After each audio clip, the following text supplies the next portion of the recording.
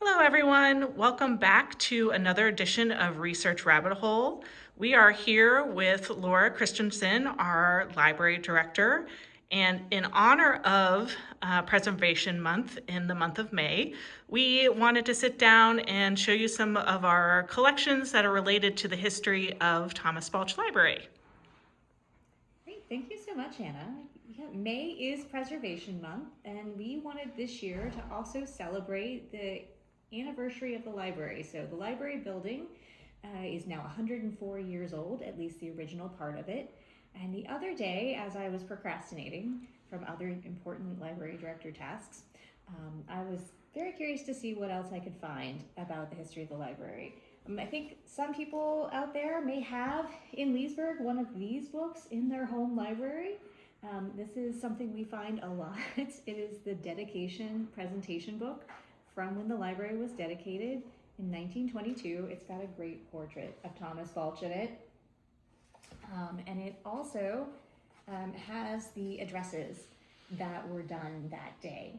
So this is a great source of information about the history of the building, but I was kind of curious because it doesn't actually tell us a lot about the events at the dedication, other than a few great speeches. One of my favorites is that Edwin Swift Balch addressed the audience, and he introduced himself as saying he felt almost as if he were a Leesburger himself, which we can discuss whether that is what the term is for people who live in Leesburg.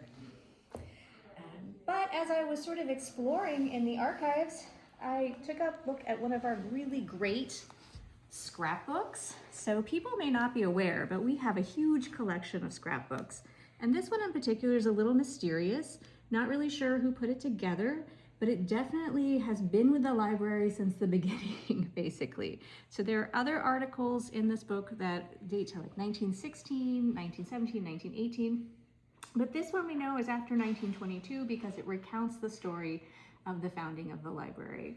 In addition to repeating some of the addresses that are in the lovely presentation book, it gives us a lot of other really interesting details. So many people may know that our building was designed by architect Waddy Wood at the request of the brothers Thomas Willing Balch and Edwin Swift Balch, who were Thomas Balch's sons. And they were seeking a home for the bust of their father and a way to honor their father. Thomas Balch was a notable figure in his day, and they brought the bust here to Leesburg, to his hometown. The town of Leesburg accepted a gift and built the library and named it after their father. So in the article here, we get some wonderful details talking about how the architect, Waddy Wood, the Balch brothers, and the managers of the project here in Leesburg, which included Robert Preston and a Mr. Martin, they would meet actually at Union Station in DC. So Waddy Wood designed a lot of buildings in Washington, DC, so he was in that area, and that was convenient for all involved. So next time you pass through Union Station, think about the Balch Library. We also have some other ways they communicated, including correspondence from Thomas Willing Balch to various people here in Leesburg.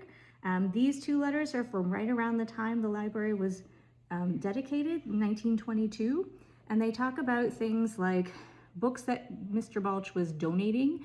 So we do have books from the Balch family, and also things he recommended be added to the library. He had a lot of opinions and thoughts about the furnishings, also the books that should be here. The Balch family, including both of Thomas Balch's sons, were very interested in history and had a really good grasp of historical and genealogical materials, as well as general library materials. The other thing that's kind of fun that I discovered in my rambles before I went back to work were the meeting notes. So this is from what predated the Thomas Balch Library. It's the Leesburg Library Society, and these are their minutes that date from 1917 till about 1923. And what's really fun here is we have a note from July 27th, 1922. This is a report of the process of moving the original furnishings and books into the library. So it was dedicated in May. Obviously, they hadn't put the books in yet.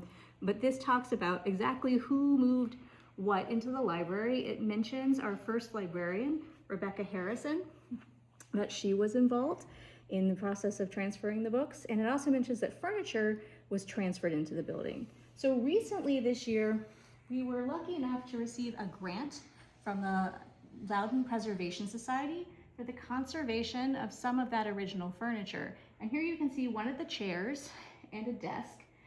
The desk is really fun because it is the furniture conservator has retained the patina, so you can still see where somebody maybe wrote a little too heavy or scratched their name a little bit into the top of the desk.